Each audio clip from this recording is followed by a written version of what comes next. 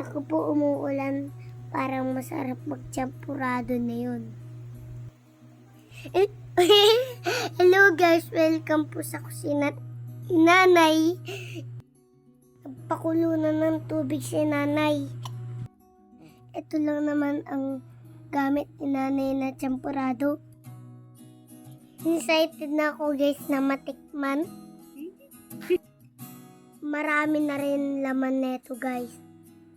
Kakailang mangkok kaya ako. Kasi favorite ko tong champorado eh. Madali lang lutuin ko guys. Kasi nakita ko pinapakulo lang yan ni Mama. Kaya ba guys, paborito niyo din ang champorado? Kasi si Mama ko masarap magluto yan. Konting taste na lang to guys, malapit nang maluto. Malapot na po sa excited na po ako. Dun sa bigas niya kaya Lalagyan ng asukal ni Mama para masarap. nandiyan lang yung paglalagay niyo guys. Hey, luto na. Kain na tayo guys. Luto na.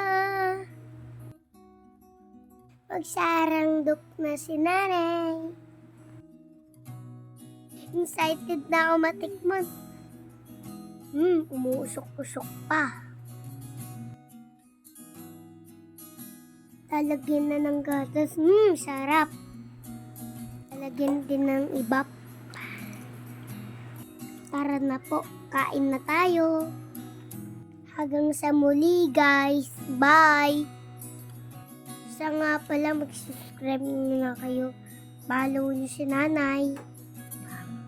Bye!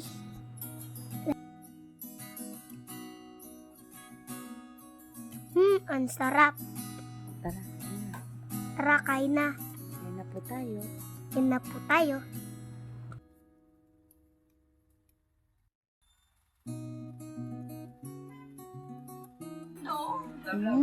Yummy? Yummy?